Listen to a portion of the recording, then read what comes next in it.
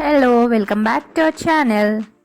మేము రేపు long journey చేయాలన్నమాట. అందుకని చెప్పి ఈరోజు సర్దుకుంటున్నాము. ఏంటంటే morning 6 or 7 in the morning start అయితేనే మేము వెళ్తున్నప్పుడు ఇంటికి చేరుకోగలము, లేదంటే చాలా లేట్ అయిపోద్ది. బేబీ కూడా ఉంది కాబట్టి అర్లీగా స్టార్ట్ అయితేనే బాగుంటుంది. అందుకని చెప్పి ఇంకా 2 days ముందు నుంచి స్టార్ట్ చేసామన్నమాట సర్దుకోవడము. ఎందుకంటే ఒకేసారి అంటే బేబీతో కుదరదు కాబట్టి 2 days నుంచి సర్దుతూ ఉన్నాను చిన్నగా.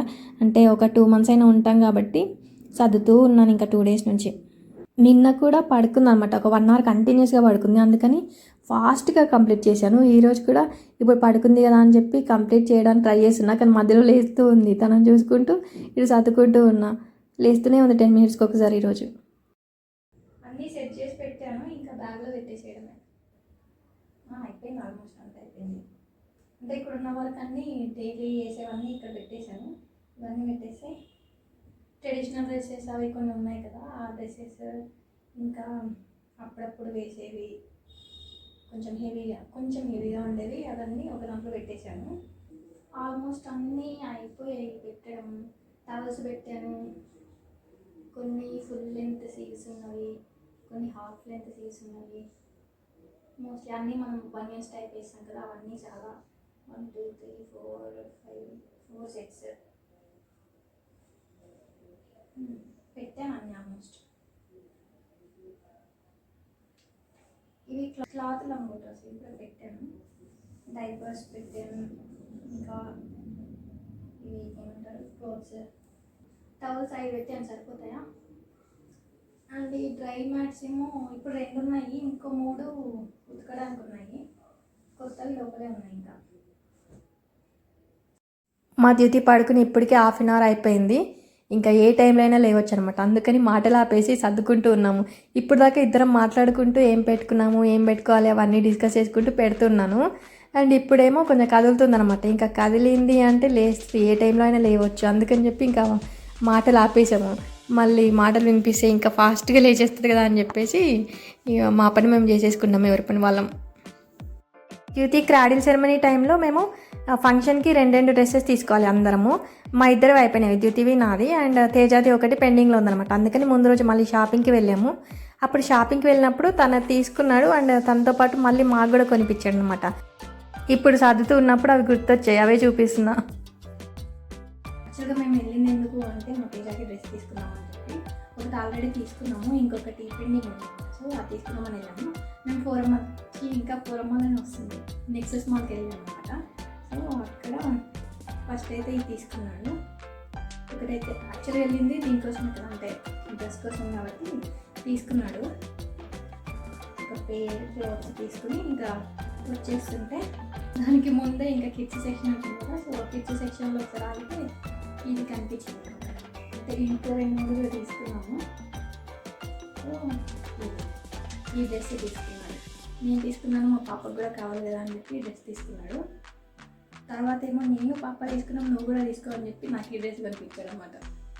Cotton long top. ఇప్పుడు ఇది మాత్రం ఎందుకు చూపించాను అంటే నాది కూడా గ్రీన్, లైట్ గ్రీన్ ఇది.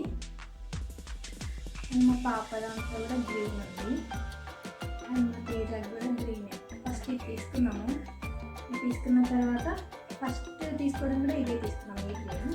ఇది కాకుండా ఇంకో 2, ఒకటి రెడ్, ఇంకోటి కూడా లైట్ మింట్ కలర్ అనమాట.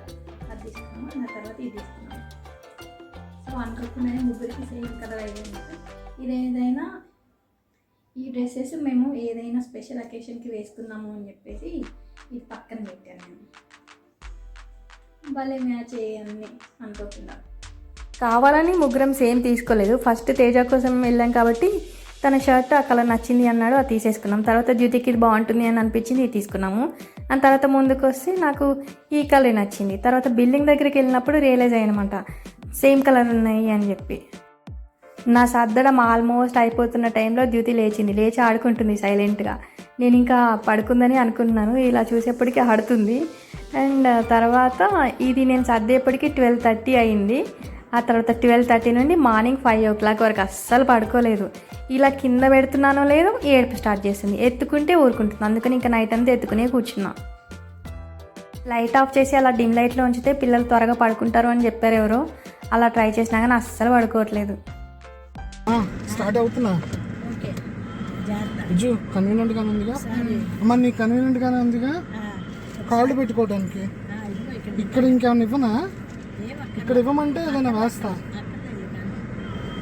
Let's start. నీ సంచి వేస్తాను ఇక్కడ కావాలంటే.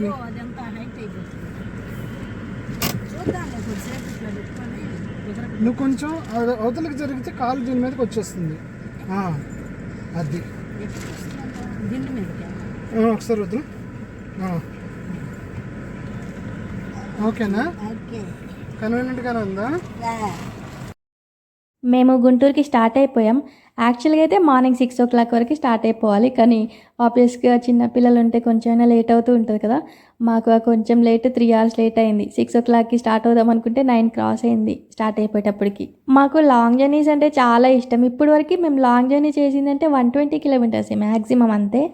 ఇదైతే మా ఇంటి దగ్గర నుంచి గుంటూరుకి అరౌండ్ 300 kilometers ఆ పైనే ఉంటుంది అనుకుంటా. 300 kilometers పైనే ఉంటుంది. ఫస్ట్ టైం ఇంత లాంగ్ జర్నీ చేయడం. మా హస్బెండ్కి అయితే ఇది వన్ ఆఫ్ ది డ్రీమ్స్, ఇలా వెళ్ళాలి లాంగ్ జర్నీలో అని. ఏంటంటే అమ్మ, వైఫ్, డాటర్, ఇలా తన లైఫ్లోని 3 ఇంపార్టెంట్ ఫీమేల్స్ కదా. సో ఇలా వెళ్ళాలి అని చెప్పేసి తన డ్రీమ్ అంట. ఇందాక మేము డిస్కస్ చేస్తుంటే అంటున్నాడు అనమాట, అరే నా డ్రీమ్ ఇలా తొందరగా ఫుల్ఫిల్ అయిపోయింది అని చెప్పేసి హ్యాపీగా ఫీల్ అవుతున్నాడు. నడుపుతుంటే కూడా అదే డిస్కస్ చేస్తూ ఉన్నాడు. నాకు ఫుల్ హ్యాపీగా అనిపిస్తుంది, నా లైఫ్లోని ఇంపార్టెంట్ పీపుల్ అందరు ఇక్కడ ఉన్నారు కార్లో, నేను లాంగ్ జర్నీకి తీసుకెళ్తున్నా అని చెప్పేసి భలే హ్యాపీగా ఫీల్ అయ్యాడు. చాలాసేపు స్టార్ట్ అయిన దగ్గర నుంచి 1 గంట దాకా అదే మాట్లాడుతూ ఉన్నాడు, నాకు హ్యాపీగా ఉంది అని చెప్పి. ద్యుతితో పాటు ఫస్ట్ టైం కదా మేము అందరం వెళ్ళడం, ఇంకా ఫుల్ ఎక్సైటెడ్గా ఉన్నాం అనమాట. అంటే ఇంకా అలా చూస్తూ పడుకుందా లేచిందా అవే డిస్కస్ చేసుకుంటూ మా ఫీలింగ్స్ ఎక్స్ప్రెస్ చేసుకుంటూ ఇలా వెళ్తూ ఉన్నాము. ఇంకా ఈ లాంగ్ జర్నీ కాకుండా ఇంకొకటి పెండింగ్లో ఉందన్నమాట తనకి. ఏంటంటే వాళ్ళ అన్నయ్యతో వెళ్ళాలి లాంగ్ జర్నీ అని. అది చాలా టైం నుండి పెండింగ్లో ఉంది. వాళ్ళిద్దరికీ కరెక్ట్గా టైం కుదరట్లేదు. కుదిరితే బాగుండు అని చెప్పేసి అనుకుంటూ ఉన్నాడు. ఎప్పుడు అలా వస్తుందో, ఆ డ్రీమ్ ఫుల్ఫిల్ అయ్యే రోజు వస్తుందో అని చెప్పి నాతో ఊరికే అంటుంటాడు అనమాట. తొందరగా రావాలి ఆ రోజు, తొందరగా రావాలి అని చెప్పి చాలాసార్లు చెప్తూ ఉంటాడు. అలా చెప్పిన ప్రతిసారి నాకు అనిపిస్తూ ఉంటుంది, తొందరగా డ్రీమ్ ఫుల్ఫిల్ అయిపోతే బాగుండు, హ్యాపీగా ఉంటాడు ఇంకా అని. అండ్ వాళ్ళకి టైం దొరకాలి కదా ఇద్దరికి.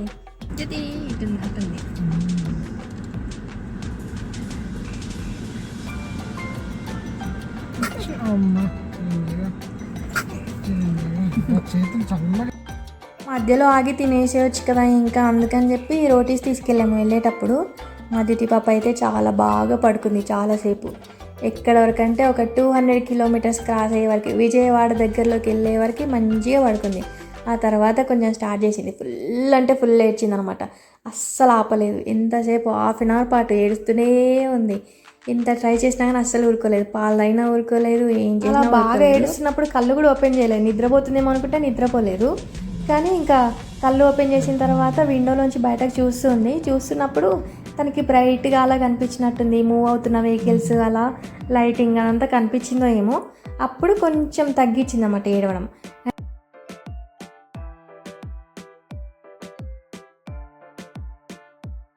నేను గుంటూరుకి వెళ్ళేటప్పుడు మెలకువతో ఉండడం ఇదే ఫస్ట్ టైం. ప్రతిసారి నైట్ టైం బస్ బుక్ చేసుకోవడము, అర్లీ మార్నింగ్ అయ్యేప్పటికీ ఇంట్లో ఉండడము అదే గుర్తుంది. ఎప్పుడు కూడాను అసలు మెలకువతో ఉన్నదే లేదు. ఇంకా నైట్ టైమే జర్నీ కాబట్టి పడుకునే ఉంటాను. మేము ఎప్పుడు బస్సు బుక్ చేసినా కానీ గుంటూరుకి మోస్ట్లీ అవి సత్తెనపల్లి రూట్లో ఉండేవే వస్తున్నాయి, విజయవాడ రూట్లో ఉండేవి చాలా తక్కువ. మేమైతే ఎప్పుడు గుర్తు కూడా లేదు నాకు విజయవాడ రూట్లో వెళ్ళినట్టు, మోస్ట్లీ సత్తెనపల్లి రూట్లోనే వెళ్ళినట్టు గుర్తుంది. ఈ రూట్లో వచ్చి ఎన్ని ఇయర్స్ అయినా అసలు కొత్తగా ఉంది ఈ రూట్లో వస్తుంటే. నేను ఈ మధ్య రీసెంట్గా ఎప్పుడు నెల్లూరుకి వెళ్ళినప్పుడు కూడా సత్తెనపల్లి ఆ రూట్లోనే వెళ్ళాను. అప్పుడు ఇంకా అంటే సత్తెనపల్లి రూట్లో ఫుల్ గుంతలు అవి ఉంటాయి కదా, ఆ గుంతలు రాగానే అటు ఇటు కదులుతుంటేనే అర్థమైపోతుంది నాకు. ఒకసారి ఇక్కడ హైదరాబాద్ నుంచి సత్తెనపల్లి వరకు నెల్లూరు వరకు నేను క్యాబ్లోనే వెళ్ళాను అనమాట. 10 hours ఏమో, 9 hours 10 hours పట్టింది. పడుకున్నా కానీ వెహికల్ ఊగుతుంటే అర్థమయ్యేది మేము సత్తెనపల్లి రోడ్లో ఉన్నాము ఇప్పుడు అని. ఫైనల్లీ రీచ్ అయిపోయాము. మేము వెళ్ళేప్పటికీ 7:30 అలా అయిపోయింది. మా జ్యుతిని ఇలా క్లోజ్డ్గా ఏమి ఉంచలేదు. ఇప్పుడు ఇక్కడ చూస్తున్నారు కదా, ఇలా క్లోజ్డ్గా పెట్టలేదు, ఓపెన్లోనే ఉంచామన్నమాట. జిప్ ఓపెన్ చేసేసి ఓపెన్లోనే ఉంచాము. తను ఎలాగూ క్లోజ్ చేసినా కానీ అసలు ఉంచుకోదు. మామూలుగా బ్లాంకెటే ఉంచుకోదు అని చెప్పాను నేను ఇంతకుముందు. ఇలా పెడితే అలా అస్సలు ఉంచుకోదు. అందుకని చెప్పేసి మంచిగా ఫ్రీగా ఉంచామన్నమాట కార్లో. జనరల్గా చెకప్ కోసమైనా వ్యాక్సినేషన్ కోసమైనా హాస్పిటల్కి తీసుకువెళ్ళినప్పుడు కూడా ఇలా ఫ్రీగానే ఉంచుతాను. అంటే కార్లో ఎక్కగానే జిప్ ఓపెన్ చేసి ఫ్రీగానే పడుకోబెట్టుకుంటాను నా పైన. అండ్ తను చేతులు ఇట్లా దగ్గరగా పెట్టుకున్నట్టు అలా ఇరికించేలాగా అలా ఎప్పుడు చేయలేదన్నమాట. అందుకని చెప్పేసి తను కూడా ఫ్రీగా చేతులు వదిలేసి పడుకుంటుంది, హ్యాపీగా పడుకుంటుంది మంచిగా, చేతులన్నీ ఇలా ఫ్రీగా వదిలేసి. కానీ ఈరోజు ఏం చేసిందంటే, ఇంట్లోకి వెళ్ళగానే తాతయ్య దగ్గరికి తీసుకెళ్ళగానే చేతులు రెండు ఇలా దగ్గరగా పెట్టుకుంది. ఎవరో చెప్పినట్టే అనమాట. ఇప్పుడు మనం ఎవరి దగ్గరికి వెళ్తే పెద్దవాళ్ళకి నమస్కారం చెయ్యాలా అని చెప్తాం కదా, అలా చెప్పినట్టుగా సేమ్ సింక్ అయ్యేలాగా సేమ్ టైంలో అలా చేతులు రెండు దగ్గరగా పెట్టింది. అది కూడా ఏదో నమస్కారం చేస్తున్నట్టుగా పెట్టింది అనమాట. భలే హ్యాపీగా అనిపించింది. అండ్ చాలా నవ్వుకున్నాం అసలు. ఏదో చెప్పినట్టుగా కరెక్ట్గా పెద్దవాళ్ళ దగ్గరికి రాగానే నమస్కారం చెయ్యమ్మా అని చెప్పినట్టుగా తాతయ్య దగ్గరికి ఇలా తీసుకెళ్ళగానే నమస్కారం అని చెప్పినట్టుగా ఇలా పోజ్ ఇచ్చింది. తాతగారికి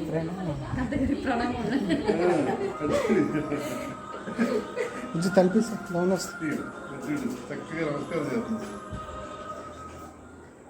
నవ్వుతుంది రై. అరే నవ్వుతుంది తల్లి.